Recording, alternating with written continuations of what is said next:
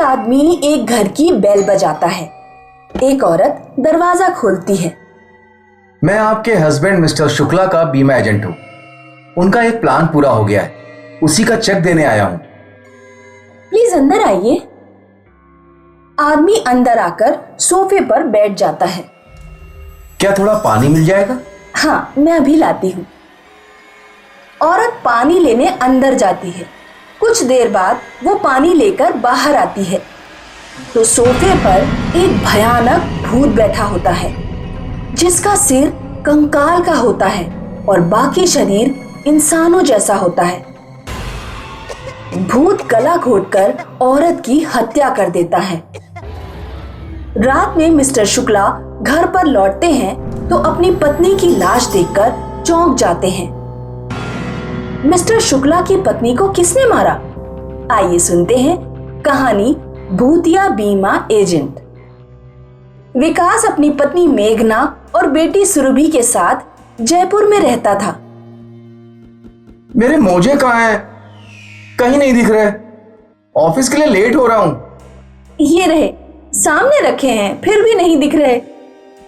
मैं शाम को थोड़ा लेट हो जाऊंगा, एक दोस्त की बर्थडे पार्टी में जा रहा हूं।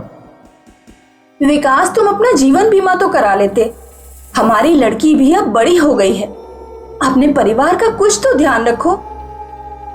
ठीक है, मैं किसी बीमा एजेंट से बात करता हूं।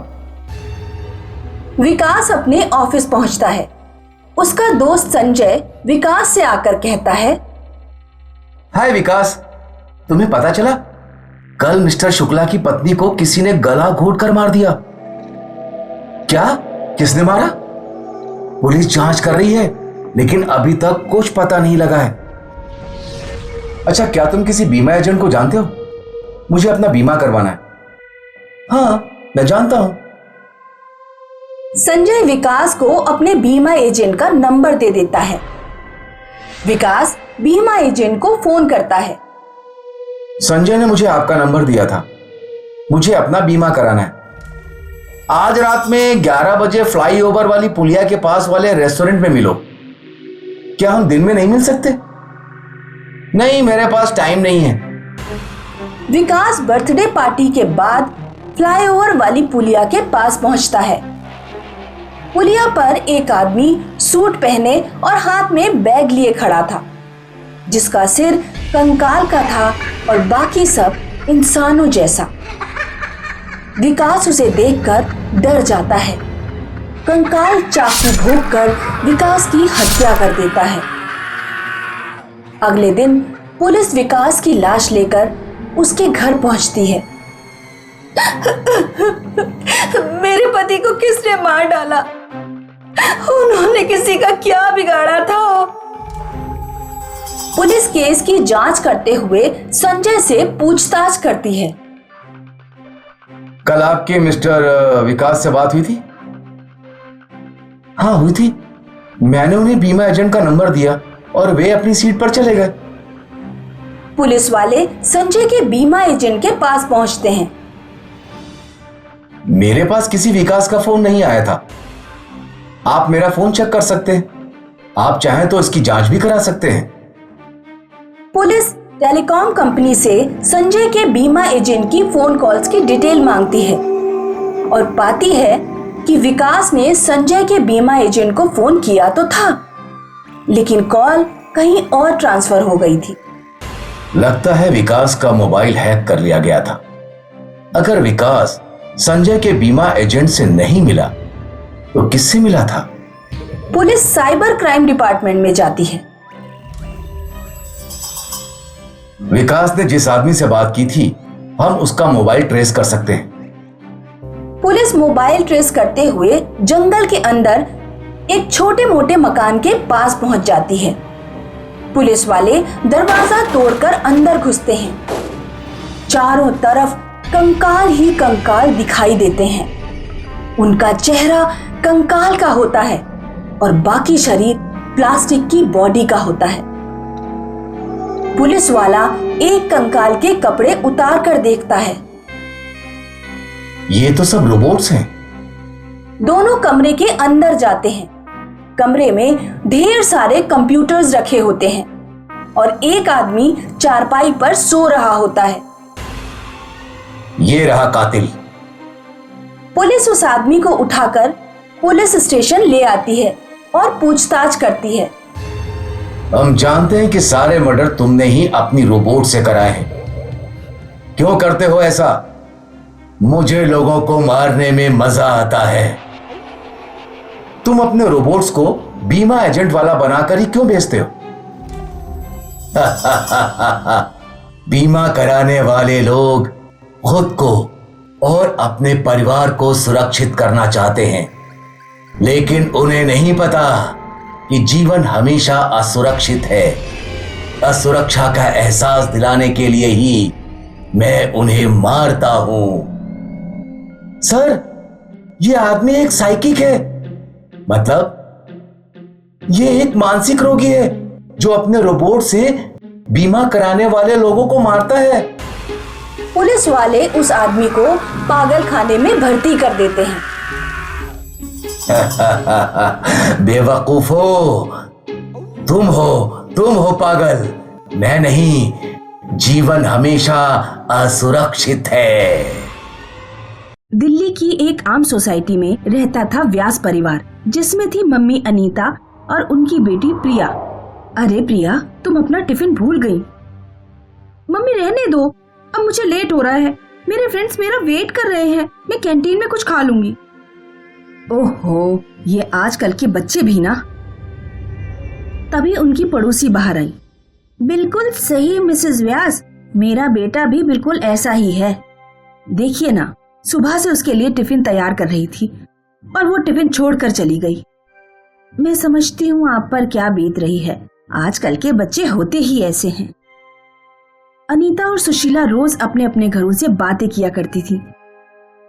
साल बीत गए पर इनका रूटीन नहीं बदला। इनके घर इतने नजदीक थे कि इन्हें गप्पे मारने के लिए घर से बाहर भी नहीं निकलना पड़ता था। लेकिन एक रात इस सोसाइटी में एक चोर आया। उसने देखा कि सब घरों की कोई न कोई लाइट चालू है। लगता है ये सब लोग अभी तक जगे हुए हैं, मुझे बाद में आना चाहिए। लेकिन तभी उसकी नजर अनीता के घर पर पड़ी। ये घर में शायद कोई नहीं है, इससे अच्छा मौका नहीं मिलेगा।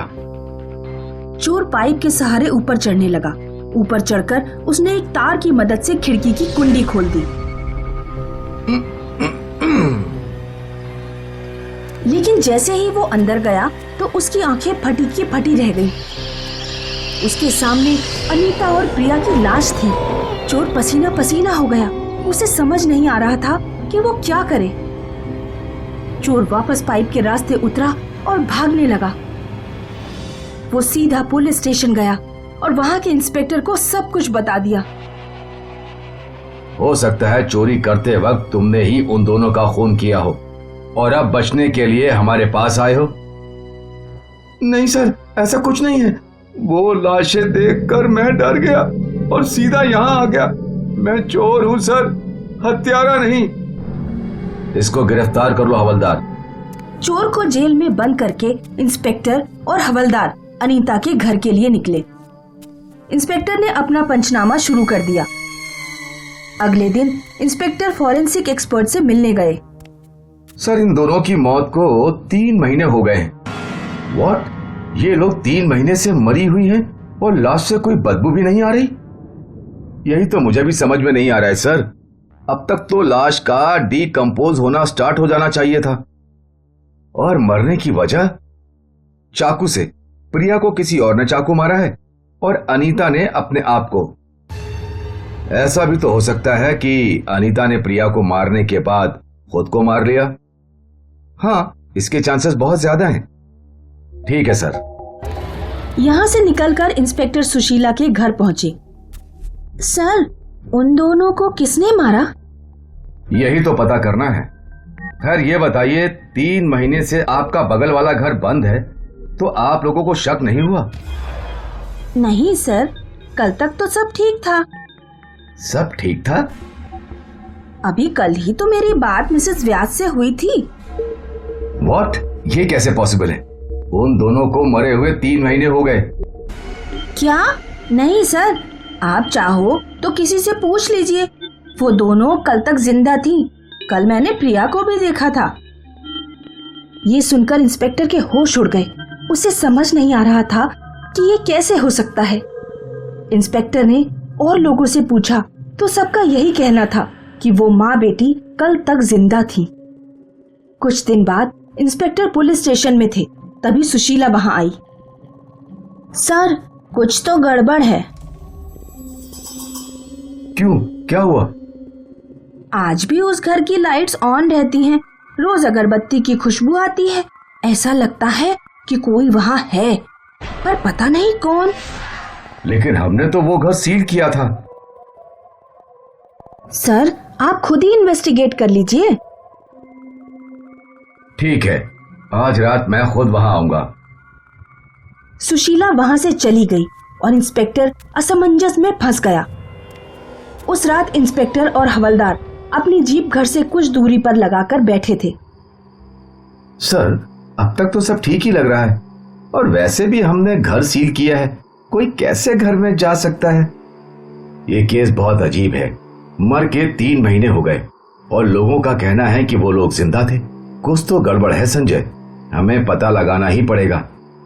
ठीक है सर, आप चाहो तो सो जाओ, मेरी नजर है उस घर पर। नहीं संजय, इस केस ने मेरी नींद उड़ा दी है, मुझे कहां नींद आएगी। तो चलिए सर, आप और मैं फोन पे स्नेक एंड लैडर का गेम खेलते हैं। ये अच्छा आइडिया है, हम जगह भी रहेंगे और एंटरटेनमेंट भी हो जाएगा। इंस्पेक्टर और हवलदार फोन पे स्नेक और लैडर का गेम खेल ही रहे थे कि अचानक अनीता के घर की लाइट्स ऑन हुई। वो देखो संजय, लाइट्स ऑन कैसे हुई? दोनों जीप से बाहर आकर खड़े हो गए और तभी अनीता अपने घर से बाहर आई। ये देखकर इंस्पेक्टर और हवलदार दोनों चकरा गए। हवलदार वहीं बेहोश हो गया। संजय, संजय, उठो संजय। भूत, भूत, सर भूत है। इंस्पेक्टर ने हवलदार को जीप में बिठाया और खुद अनीता के घर की ओर चलने लगा। इंस्पेक्टर ने दरवाजे का ताला खोला और अंदर गया। अंदर जाते ही उसे जोर जोर से झगड़ने की आवाजें सुनाई दे रही थी। मैंने कहा ना प्रिया, वो लड़का तुम्हारे लिए ठीक नहीं है। माँ, मैं उसे प्यार करती हूँ और उससे ही शादी करूंगी। क्या इसी दिन के लिए तुमने पाल पोस के इतना बड़ा किया था? वो मुझे नहीं मालूम। उस लड़के की 3 शादियां हो चुकी हैं और 3 तलाक भी। अब तक उसे समझने वाली कोई मिली नहीं, इसीलिए। और माँ, हम दोनों एक दूसरे के लिए ही बने हैं। वो तुम्हारे साथ भी वैसा ही करेगा जैसा उसने अपनी पहली 3 बीवियों के साथ किया था।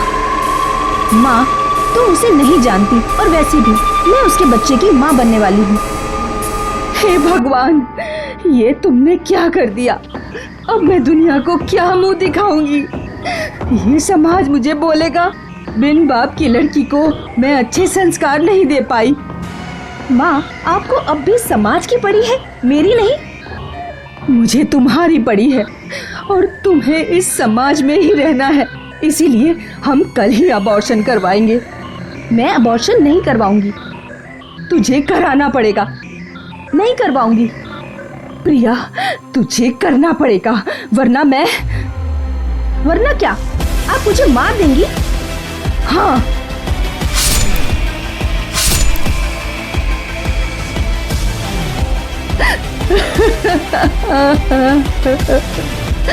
मेरी प्यारी बच्ची।